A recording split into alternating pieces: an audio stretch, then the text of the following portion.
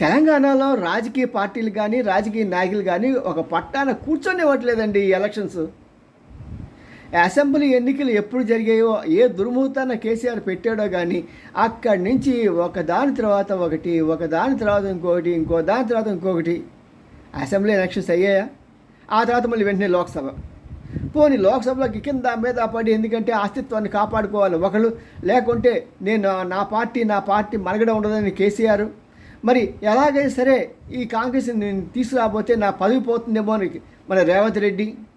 ఈసారి పాగా వేయిపోతే మళ్ళీ ఇంకెప్పుడు పాగా వేయలేమని బీజేపీ. ఇలాగ ఒకరితో ఒకరు పోటీ పడి పడి పడి పడి మొత్తానికి లాస్ట్ వీక్లో మనకి లోక్సభ ఎలక్షన్స్ అక్కడ జరిగాయి.